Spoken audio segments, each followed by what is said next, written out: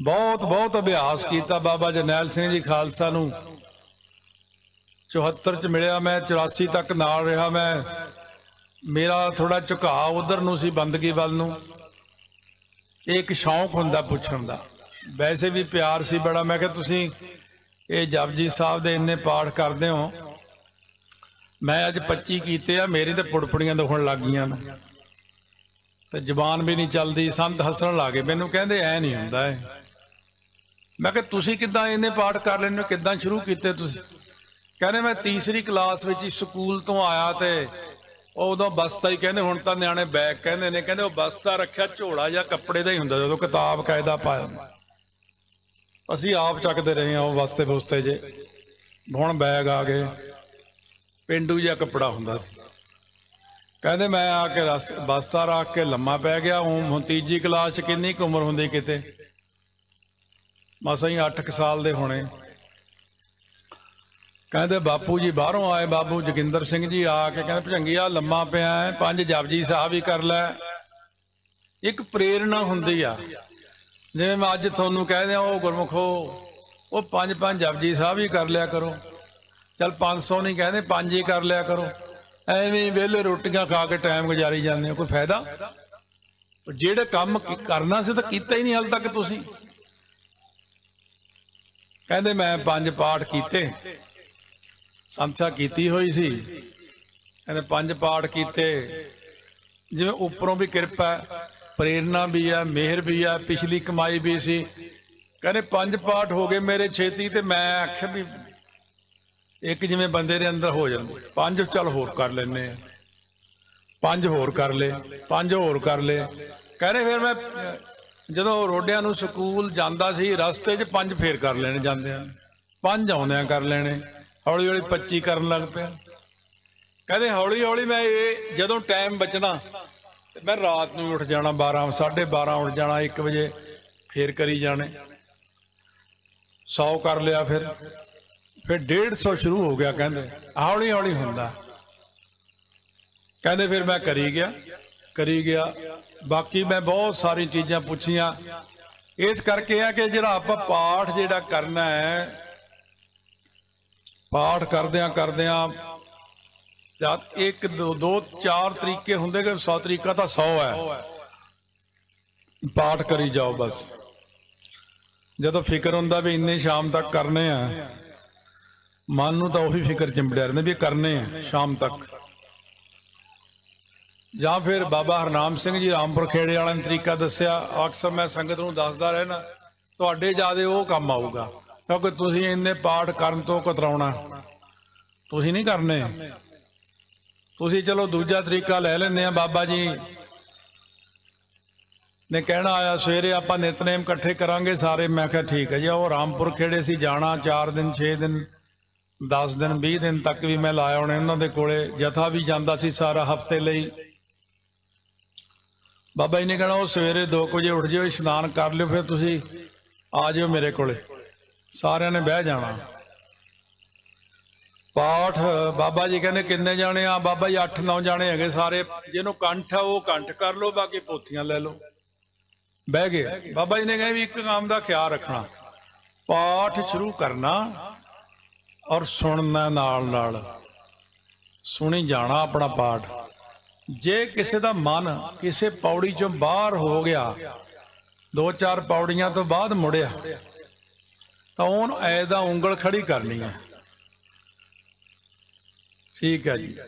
शुरू होया, हौली हौली करो। 1 ओंकार सतनाम करता पुरख। चतन होके पूरे ध्यान दे के सुनिया, यानी वधिया सुनिया। 4 पौड़ियां तक ते सारे टेक के बैठे। पर 4 पौड़ियां तो बाद वो लागे पिंड का एक बंदा सी, जिमीदार, होनी उम्र कोई 50-55 साल, चिट्टी दाढ़ी सी थोड़ी जी। उन्होंने समय की गल है, पुरानी 74-75 की गल। बाबा जी कहते हाँ हुण की होया तैनूं भाई? भलिया वो भलिया याद करो, भलिया की होया? बाबा जी मझ सूई घर, फिर वो धार का टाइम हो गया। मैं क्या भी पनी हुण धार कढ़णगे कि नहीं करदे? हुंदा ही है बंदे नूं। ਬਾਬਾ ਜੀ ਕਹਿੰਦੇ ਉਹ ਭਲਿਆ ਲੋਕਾ ਤੂੰ ਕੱਲਾ ਤਾਂ ਨਹੀਂ ਦੁੱਧ ਪੀਂਦਾ, ਸਾਰਾ ਟੱਬਰ ਦੁੱਧ ਪੀਂਦਾ। ਉਹਨਾਂ ਨੂੰ ਨਹੀਂ ਫਿਕਰ ਵੀ ਉਹ ਗਿਆ ਹੋਇਆ ਤਾਂ ਧਾਰ ਅਸੀਂ ਕੱਢਣੀ ਹੈ। ਕਿੰਨਵੀਂ ਪੌੜੀ ਤੇ ਕਹਿੰਦਾ ਮਹਾਰਾਜ ਜੀ ਚੌਥੀ ਪੌੜੀ ਜਿਹਦੀ ਸੀਗੀ ਉਹ ਮੈਂ ਸੁਣੀ ਨਹੀਂ ਸਾਰੀ, ਮੈਂ ਐਵੇਂ ਖਿਆਲ ਜਾ ਘਰ ਚਲਿਆ ਗਿਆ। ਬਾਬਾ ਜੀ ਕਹਿੰਦੇ ਅੱਛਾ ਇਹ ਚੌਥੀ ਤੋਂ ਦੁਬਾਰਾ ਸ਼ੁਰੂ ਕਰੋ, ਫਿਰ ਤਾਂ ਹੁਣ ਸੁਣੀ ਨਹੀਂ। ਕਹਿੰਦੇ ਬਾਬਾ ਜੀ ਕਹਿੰਦੇ ਮਹਾਰਾਜ ਨੇ ਮੈਨੂੰ ਕਿਹਾ ਵੀ ਸੁਣ ਕੇ ਕਰਨਾ, ਕਿਉਂਕਿ ਸੁਣਿਆ ਸਿੱਧ ਪੀਰ ਸੁਰਨਾਥ, ਸੁਣਿਆ ਧਰਤ ਤਵਲ ਆਕਾਸ਼, ਗਾਵੀਆ ਸੁਣੀਆ ਮਨ ਰੱਖੀਐ ਭਾਉ। ਤਾਂ ਉਸ ਵਕਤ ਬਾਬਾ ਜੀ ਕਹਿੰਦੇ ਚੌਥੀ ਪੌੜੀ ਫੇਰ ਪੜੋ। ਪੜ੍ਹਦੇ ਗਏ 8ਵੀਂ 10ਵੀਂ ਤੇ ਚਲੇ ਗਏ। ਹੁਣ ਜਿੰਨੀ ਉਮਰ ਆ ਉਹ ਜਿਹਾ ਫੁਰਨਾ, ਜੇ ਵੱਡੀ ਉਮਰ ਦਾ ਉਹ ਜਿਹਾ ਫੁਰਨਾ ਕਰਦਾ, ਜਵਾਨ ਉਹ ਜਿਹਾ। ਔਰ ਮੇਰੀ ਉਮਰ ਉਦੋਂ 19 ਕੁ ਸਾਲ ਜੇ 20 ਦੀ ਹੋਣੀ, ਤਾਂ ਮੈਂ ਵੀ ਜਾ ਕੇ ਹੱਥ ਖੜਾ ਕੀਤਾ 7ਵੀਂ 8ਵੀਂ ਪੌੜੀ। ਕਹਿੰਦੇ ਮੈਨੂੰ ਕਹਿੰਦੇ ਹਾਂ ਤੈਨੂੰ ਹੁਣ ਕੀ ਹੋਇਆ, ਨਾ ਤੂੰ ਵਿਆਹ ਨਾ ਬਰਿਆ, ਨਾ ਨਿਆਣਾ ਨਾ ਨਿੱਕਾ, ਇਹ ਤੈਨੂੰ ਹੁਣ ਕੀ ਫੁਰਨਾ ਹੋ ਗਿਆ। ਮੈਂ ਮਹਾਰਾਜ ਮੈਂ ਇਸ਼ਨਾਨ ਕਰਕੇ ਨਾ ਕਸ਼ਹਿਰਾ ਉਹ ਤਾਰ ਤੇ ਪਾ ਕੇ ਤੇ ਹਵਾ ਦਾ ਬੁੱਲਾ ਜਾਏ, ਮੈਂ ਉੱਡੀ ਨਾ ਜਾਵੇ ਕਸ਼ਹਿਰਾ ਕਿਤੇ, ਧਿਆਨ ਚਲਿਆ ਗਿਆ ਮੇਰਾ ਉਹਦੇ 'ਚ। ਬਾਬਾ ਜੀ ਕਹਿੰਦੇ ਉਹ ਭਲਿਆ ਲੋਕਾ ਉਹ ਜਿਹੜਾ ਨਾਲਾ ਹੁੰਦਾ ਉਹਨੂੰ ਗੱਠ ਦੇ ਆਈ ਦੀ ਤਾਰ ਨੂੰ ਫੇਰ ਨਹੀਂ ਉੱਡਦਾ ਹੁੰਦਾ। ਉਹ ਵੀ ਉਹਨਾਂ ਨੇ ਸਿਖਾਇਆ ਮੈਨੂੰ ਵੀ ਹਾਂ ਵੀ ਗੱਠ ਦੇਣੀ ਸੀ। ਕਹਿੰਦਾ ਲੈ ਤੂੰ ਐਵੇਂ ਹੁਣ ਜਪਜੀ ਸਾਹਿਬ ਦੀ ਇੱਕ ਪੌੜੀ ਛੱਡ, 7ਵੀਂ ਪੌੜੀ ਸੁਣੀ ਨਹੀਂ, ਮੈਂ ਨਹੀਂ ਸੁਣੀ। ਕਹਿੰਦਾ ਦੁਬਾਰਾ ਸ਼ੁਰੂ ਕਰ ਫੇਰ ਨੂੰ। ਤੋ ਜਿੰਨੀ ਵਾਰ ਸਾਡਾ ਮਨ ਜਾਂਦਾ ਸੀ ਉਨੀ ਵਾਰ ਹੱਥ ਖੜਾ ਕਰ, ਉਨੀ ਵਾਰ ਝਿੜਕ ਵੀ ਮਿੱਠੀ ਜੀ ਪੈਂਦੀ ਸੀ, ਫਿਰ ਹੋਰ ਫਿਰ ਸ਼ਰਮ ਵੀ ਆਉਂਦੀ ਹੈ। ਬਾਰ ਅਗਲਾ ਕੋ 8 ਜਾਣੇ ਨਾਲ ਹੋਰ ਬੈਠੇ, ਅਗਲਾ ਕਹਿੰਦਾ ਦੱਸ ਤੇਰਾ ਮਨ ਹੀ ਨਹੀਂ ਟਿਕਦਾ ਹੈ, ਬਾਰ ਪੌੜੀਆਂ ਚੋਂ ਬਾਹਰ ਨਿਕਲ ਜਾਣਾ ਤੂੰ। ਸ਼ਰਮ ਹੋ ਗਿਆ। ਸੰਗਤ ਇੱਕ ਕਿਲਾ ਮੰਨਿਆ ਹੈ। ਜਦ ਆਪਾਂ ਸੰਗਤ ਵਿੱਚ ਬੈਠਦੇ ਆ ਨਾ, ਇਹ ਸਾਧ ਸੰਗਤ ਇੱਕ ਕਿਲਾ ਹੈ। ਇੱਥੇ ਨਹੀਂ ਕੋਈ ਗਲਤੀ ਕਰਦਾ। ਇਸ ਵਕਤ ਸਾਰੇ ਐਂ ਬੈਠੇ ਨੇ ਜਿਵੇਂ ਪੂਰਨ ਬ੍ਰਹਮ ਗਿਆਨੀ ਹੁੰਦੇ, ਬਸ ਐਂ ਬੈਠੇ ਆਰਾਮ ਨਾਲ ਬੀਬੇ ਰਾਣੇ। ਜੇ ਜਾਣਗੇ ਤੇ ਉਹ ਬਗਾਨੇ ਥਾਂ ਤੇ ਉੱਥੇ ਗਲਤੀ ਕਰਦੀ। ਸੰਗਤ ਕਿਲਾ ਹੈ। ਉਸ ਵਕਤ ਬਾਬਾ ਜੀ ਕਹਿੰਦੇ ਭਾਈ ਸਾਰਾ ਜਪਜੀ ਸਾਹਿਬ ਸੁਣ ਲਿਆ ਸਭ ਨੇ? ਹਾਂਜੀ। ਕਿਵੇਂ ਲੱਗਿਆ? ਆਨੰਦ ਆਇਆ? ਹਾਂ ਬਾਬਾ ਜੀ ਆਨੰਦ ਤਾਂ ਆਇਆ। ਇੱਕ ਤਾਂ ਅੰਮ੍ਰਿਤ ਵੇਲਾ ਸੀ, ਇੱਕ ਅੰਮ੍ਰਿਤ ਬਾਣੀ ਸੀ, ਇੱਕ ਬ੍ਰਹਮ ਗਿਆਨੀ ਕੋਲ ਬੈਠੇ ਸੀ, ਇੱਕ ਸੰਗਤ ਰੂਪ ਵਿੱਚ ਪਾਠ ਕੀਤਾ। ਥੋੜੇ 2-4 ਦਿਨਾਂ ਬਾਅਦ ਮੈਂ ਕਿਹਾ ਬਾਬਾ ਜੀ ਮੂੰਹ ਦੇ ਵਿੱਚ ਮਿੱਠਾ ਜਿਹਾ ਹੁੰਦਾ। ਕਹਿੰਦੇ ਉਹ ਭਲਿਆ ਲੋਕਾ ਇਹੀ ਆ ਜਿਸੈ ਜਗਾਏ ਪੀ ਆਵੇ ਇਹੋ ਰਸ, ਅਕਥ ਕਥਾ ਤਿੰਨ ਜਾਨੀ। ਕਹਿੰਦੇ ਹੌਲੀ ਹੌਲੀ ਵਧੂਗਾ। ਉੱਥੇ ਇੱਕ ਹੋਰ ਸਿੰਘ ਆਉਂਦਾ ਹੁੰਦਾ ਸੀ, ਉਹ ਤਾਂ ਬੜਾ ਪੁਰਾਣਾ ਲੱਗਿਆ ਹੋਇਆ ਸੀ।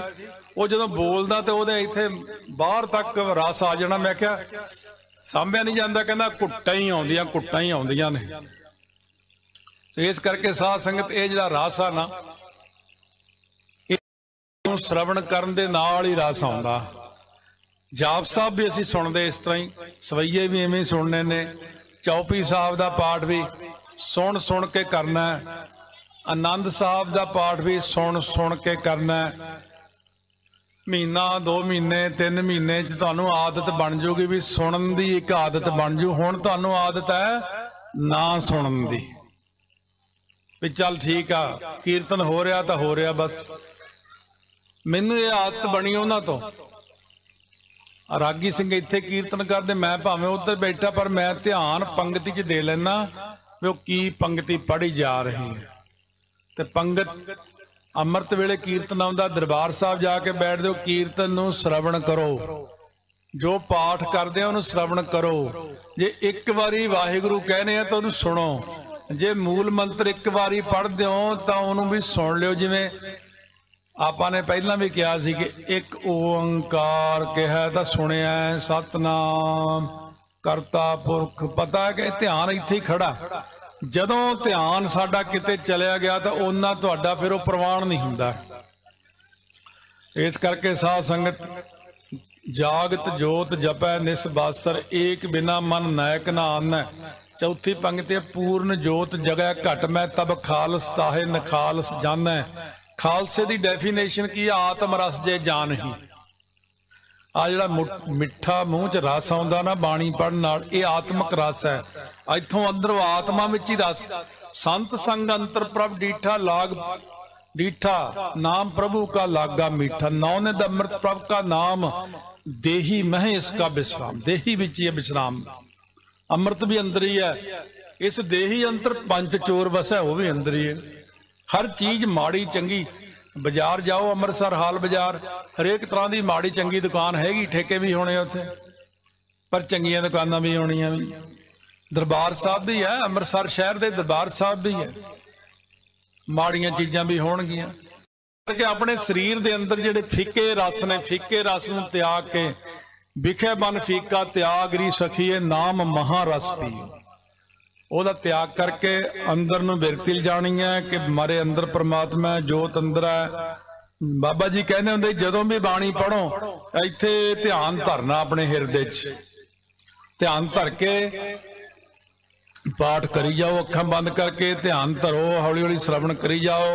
एक दिन आपां सफल होवांगे जरूर, एक दिन प्रकाश होवेगा तुहानूं, एक दिन कृपा। बाबा जी ने मैनूं दस्सिया, कहने जद मेरी जोत प्रकाश होई ना, खेतों के विच मंजा घरदिਆਂ ने कोठा बना के दिता, बड़ी लंबी गल है, पर इन्ने सारी बाबा जी कहने मैं बनैण ते कशहरा पाया, गर्मियां दे विच मैं मूल मंत्र का अभ्यास करा रात नूं, ते कहंदे इत्थे कि जे लाइट जी दिखी एवें जिवें मोमबत्ती दिखदी, कहंदे मैं छेती नाल इदां कीता भी अग लग गई, ते फिर कहंदे मैं बनैण ला के सुट्टती, वो फिर भी दिखी जावे, कहंदे मैं फिर इदां कीता, फूकां मारियां, कहने मैं कि ये की चीज है। फिर कहते जोत, कहते वो थोड़े दिनों में इन्नी फैल गई, फिर इन्नी शरीर विच कमरे विच, कहते वो फैलद्या मैनू कई महीने च ब्रह्मंडां विच दिखण लग पई। वो व्यापक जोत विच आत्मा टच हो गई, जाके आत्मा ते परमात्मा दे जोड़ विच उन्होंने कई लख मूल मंत्र का अभ्यास किया बैठ के, कई लख शब्दों का अभ्यास कर करके वो जिहड़ी छोटी जोत सी उन्हें वड्डी जोत विच रला दिता। ब्रह्म ज्ञान इहनूं कहंदे ने, ब्रह्म दा हर चीज विच ब्रह्म दिखना ही ब्रह्म ज्ञान है। तुसीं भी बन सकते हो गुरमुखो, तुसीं होर काम कर रहे हो, तुसीं होर चीज़ां इकट्ठियां कर रहे हो, वो इकट्ठा कर दिओ जिहड़ा नाल लैके ही नहीं जाना। सारा कूड़ कबाड़ है, इकट्ठा करके कूड़ राजा, कूड़ प्रजा, कूड़ सब संसार, कूड़ मंडप, कूड़ माड़ी, कूड़ बैसनहार, कूड़ सोना, कूड़ रूपा, कूड़ पहननहार, कूड़ काया, कूड़ कपड़, कूड़ रूपा पार, जो भी इकट्ठा करते हो ये गुजारे मात्र तो है, फर्ज अदा करने हैं। मैं जो करनो हो तो सो ना कियो, परयो लोभ कै फंद, कहो नानक समयो रम गयो, अब क्यों रोवत अंध, हुण टाइम लंघ गया। इस करके कोशिश करो, चलो मैनू पता तुसीं बंदगी बहुती नहीं कर सकते, पर पंज बाणियां ही सुन के कर लो।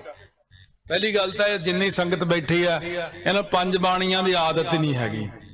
कोई होगा अगला कहना तो जिन्हें अमर छकिया वो करदा हुंदा सी, थोड़ी करनिया, कर लो।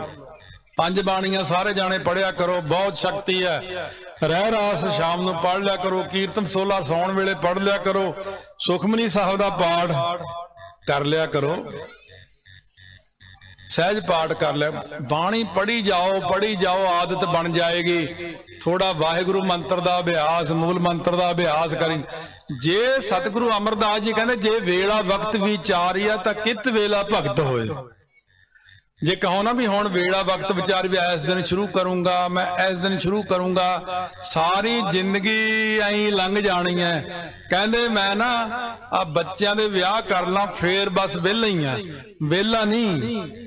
तीन बच्चे, तीन कुड़मणियां भी आने, गां उन्हां दा गलावां गल पैना जिहड़ा वो वखरा ही है। फिर जिहड़ी आ माड़ा हुण हुंदी ये भी नहीं होनी। फिर वो रुस गया, वो मन गया, वो ऐ हो गया, फिर ऐ नोह ने ऐ करता।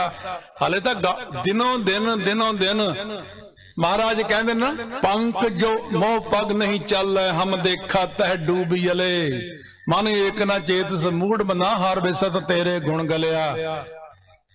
मूल चीज है बंदगी, अंदरले जोत नूं प्रकाश करना। जदों ये जोत जग गई तो यह भी दिखण लग जू भी गुरु ग्रंथ साहिब च कितना प्रकाश है।